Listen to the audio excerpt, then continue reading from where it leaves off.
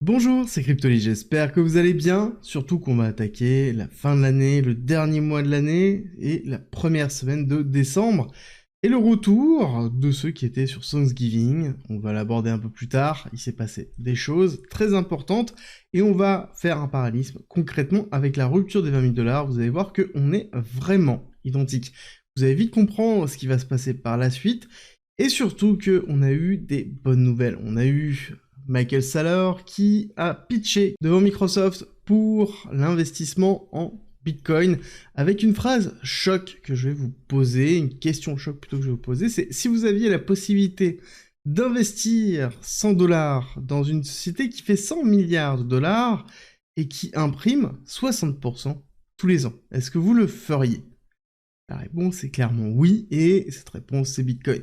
Et juste avec cette phrase-là, ça a été quand même assez fort, c'était une présentation de 3 minutes, on va revenir dessus, l'importance que ça a, surtout en cette fin d'année, et surtout sur le premier trimestre 2025, encore une fois, plein de choses à vous dire, et on ne perd plus de temps, on attaque tout de suite avec un peu l'état du jour. On va voir les altcoins qui sont un peu comme ça, BTC qui est un peu plus comme ça, on va pas se cacher que la résistance des 100 000 $ est très compliquée, bien qu'on ait de la manipulation, on va revenir dessus dans quelques instants dans l'analyse technique. Ça n'empêche que pour l'instant, on est quand même très comme ça dans les altcoins. Est-ce que ça va rester? Ça va être la grande question. Mais avant d'entrer dans le vif du sujet, j'aimerais vous remercier à tous et toutes qui étaient là pour la masterclass de dimanche. En tout cas, moi j'ai pris énormément de plaisir. Et on a partagé totalement cette vision du marché que l'on a sur les prochaines semaines, les prochains mois, le prochain trimestre, qui va être très important. Et je vous rappelle que vous avez jusqu'à la fin de semaine, ou tant qu'il y a des places disponibles, pour pouvoir en profiter de l'offre des 3 ans de la chaîne, qui sont l'accès pendant 1 an au groupe privé dans lequel vous avez ma méthode, mes outils, des lives toutes les semaines, la communauté, vous avez des setups de trading, vous avez une watchlist complète qui vous permet d'avoir la visibilité sur quel crypto, quel potentiel, quelle zone de vente, etc. Vous avez de la mise en place d'une méthode avec une explication de comment la construire pour investir, pour vendre, des stratégies de vente, justement, qui est très important. Vous allez avoir un webinaire de lancement, vous allez avoir aussi des indicateurs, un outil de gestion, des pépites, globalement tout pour pouvoir réussir ce bull run. Et en plus de tout ça, vous avez un wallet check offert. Et le wallet check, c'est on passe en revue votre portefeuille, vos objectifs et votre stratégie pour voir si oui ou non vous êtes armé correctement pour ce bull run. Parce que même si les 100 000 $ sont compliqués à passer sur BTC, ça n'empêche qu'on a des altcoins qui sont très en forme en ce moment. On va aller le voir dans quelques instants. Mais on est vraiment dans un BTC qui est en lutte par rapport aux 100 000 $. Même si on regarde le Chicago Mercantile Exchange, qui est le futur des institutionnels, où on est déjà allé chercher les 100 000 $ une fois, 2 fois, et qu'on a une pattern assez particulière où on va chercher la liquidité au-dessus du précédent top avant de se faire rejeter. On va regarder ça dans quelques instants parce que c'est très particulier, suffisamment particulier pour le comparer au reste du cours de Bitcoin où on voit que ce n'est pas du tout le cas. Mais surtout, ce qui est important, c'est ici Michael Saylor. Michael Saylor, on le voit toujours en train de défendre Bitcoin. Attention, c'est pas les cryptos, il défend vraiment Bitcoin à proprement parler. Et il pousse pour sa paroisse, forcément.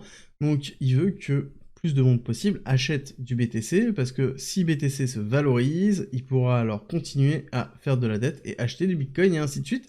Faut créer une boucle, j'ai déjà fait une vidéo dessus, je vais pas revenir dessus, mais là, le fait qu'il aille vraiment pitcher devant les directeurs, bah c'est fort, c'est vraiment très fort. Et je pense qu'on pourrait vraiment voir un géant comme Microsoft acheter du Bitcoin au niveau de sa trésorerie. Ce serait vraiment positif, surtout qu'on a à côté une injection monétaire qui s'est effectuée dans les cours. Là, on a la représentation réelle de l'injection monétaire, donc c'est le GLM2, donc c'est une projection, et on voit qu'on a aussi beaucoup de liquidités qui sont attentes. Et on sait très bien que Bitcoin aime la liquidité. Quand il y a trop de liquidité sur le marché, Bitcoin et les cryptos absorbent cette liquidité, et c'est un petit peu aussi ce que l'on attend de voir avec les différents achats. Au niveau de BlackRock, on parle de 70 000 Ethers qui ont été achetés vendredi soir, donc on a Ethereum aussi qui fait partie de ce lot-là, et c'est ce qui donne en fait la tonalité. On voit qu'il y a un shift qui est en train de se faire, ça je vous le répète depuis longtemps, mais je pense qu'il est vraiment important de revenir dessus, surtout quand on a des explications de certains VC qui commencent à parler en expliquant que vraiment il y a eu une persécution au niveau des USA, quelque chose qui était vraiment très compliqué, et donc tout ça, ça va changer, avec par exemple le départ de Gary Gensler, avec Trump au pouvoir, avec certainement une politique pro-crypto qui va être beaucoup plus importante aux USA. Alors est-ce que ça va être uniquement dans le cadre américain, ou est-ce que ça va être international, ça on ne sait pas, parce qu'on a quand même une volonté américaine très protectionniste. Donc est-ce qu'on retrouvera ce protectionnisme au niveau des cryptos? Possible, c'est possible. Et quels seront les impacts long terme? Ça malheureusement, on ne le sait pas encore. Mais on sait, par exemple, les impacts court terme, si jamais on a le statut de la DAO, qui est l'organisme décentralisé, qui est généralement au centre de chacun des protocoles, qui permet aux individus de voter sur le futur du protocole à partir du moment où ils détiennent de la crypto de ce protocole, que si on commence à créer des cas de poursuite pour ceux qui ont voté sur les propositions de l'évolution du protocole, ça risque d'être compliqué, en effet, pour la crypto-monnaie et pour la notion de décentralisation de la crypto. Et ça, il va falloir le garder en tête. Néanmoins, on prend du recul, on a un Nasdaq qui est fort, on a une économie américaine qui reste très forte, que ce soit le SP500, que ce soit le Nasdaq. On a une volonté haussière au niveau des cours qui montre que on se prépare à avoir une accélération pro-américaine forcément. Et quand on commence un petit peu à analyser ce qui s'est passé et qu'on regarde principalement sur quelque chose qui est vraiment américain, le Thanksgiving, et qu'on compare ici ce qui s'est passé dans l'année 2020 avec le Thanksgiving de 2020, avec notre Thanksgiving à nous, qui a eu lieu justement cette année, encore une fois une fête américaine très importante, on sait que là actuellement, l'Amérique est un des vecteurs les plus importants de ce qui se passe au niveau de la crypto-monnaie, et là on voit vraiment qu'on a quand même des grosses patterns, c'est-à-dire qu'on a bien la mise en place d'un top premier, d'accord, top, on retrace, on va rechercher la partie haute, d'accord, retracement, on va rechercher la partie haute, on met en place une compression qu'on est en train d'avoir ici, d'accord. Donc globalement, ce que l'on pourrait attendre, c'est une recherche ici et une réaccélération là. Si on était dans la même schématique, si on était dans la même idée, et c'est quelque chose que l'on voit aussi au niveau du RSI, de la pattern au niveau du RSI est à peu près identique, donc on peut supposer une recherche des liquidités basses avant de repartir à la hausse.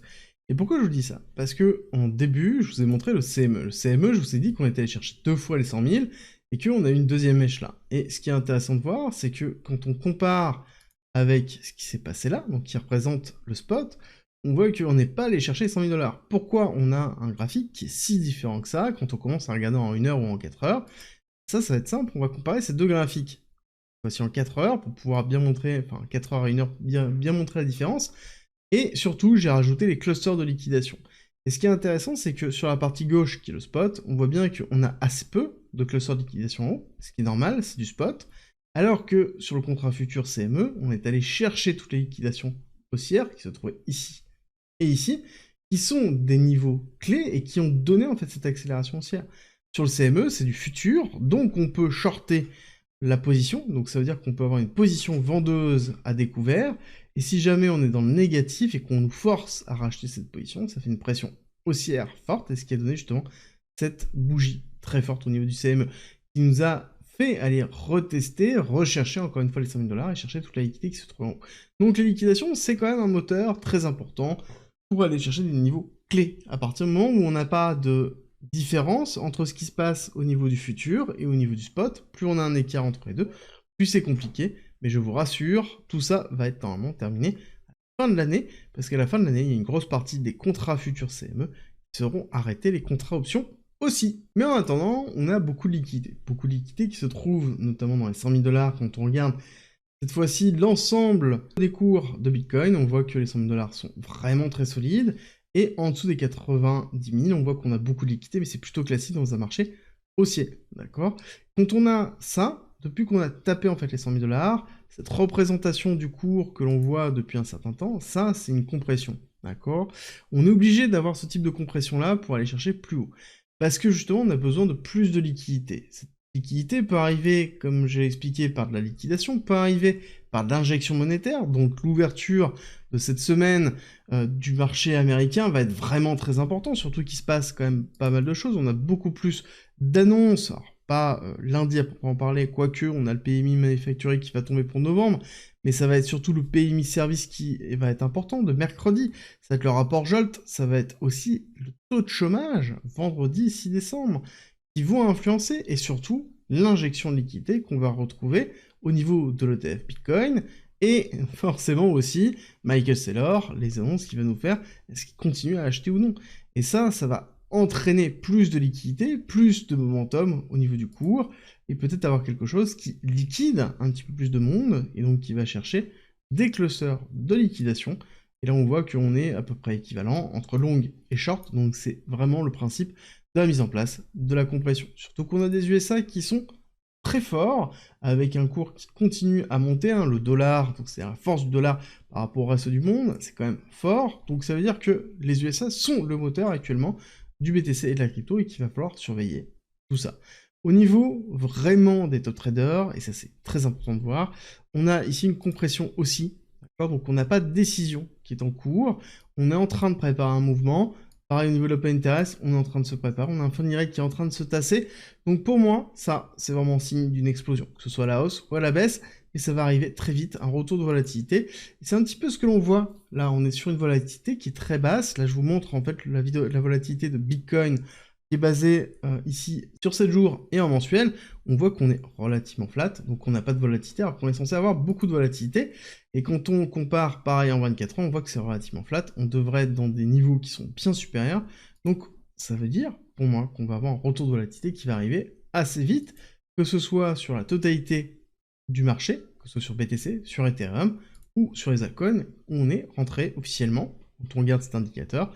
Dans la alt season, on a dépassé les 75, donc normalement on est censé avoir une accélération. Et là, hop, je dézoome, voici les différents types de représentation qu'on peut avoir. On peut avoir un premier retravail dans la alt season, puis ensuite retravailler comme on a pu le faire en 2020, et ensuite avoir la véritable accélération sur 2021, mais avec un travail cette fois-ci qui dépasse au-dessus des 90, mais on reste très peu de temps autour, hein. Quand on regarde, on a une première accélération le 1er avril, et on commence directement à céder le 9 juin, d'accord? Ça dure très peu de temps, dans lequel on a une hyper accélération du cours. Là, on rentre dans cette phase-là, on se rapproche de cette phase-là, et il va falloir surveiller aussi comment les altcoins vont se comporter. Est-ce qu'on va avoir trop de funding rate? Donc ça veut dire à côté trop de levier. Quand on a trop de levier, on sait très bien ce qui se passe, ça veut dire une correction mi-cycle. Et la question, c'est est-ce qu'on va avoir une correction avant la fin de l'année, ou est-ce qu'on va avoir les 100 000 $ avant la fin de l'année, puis après une correction très rapidement, de façon à pouvoir liquider une grosse partie des personnes, et repartir sur des fonds qui sont plutôt classiques, comme on a déjà eu l'habitude de le voir sur les précédents cycles. Parce que pour moi, quand on compare ici l'indice de la altcoin season par rapport à la dominance BTC, on est encore loin de la chute, on est toujours au-dessus des 50% au niveau de BTC, et on devrait avoir un retravail du cours assez rapidement au niveau de BTC à partir du moment où on cassera les 100 000 $, donc il faut vraiment le prendre en considération. La rupture des 100 000 $, c'est la target à viser.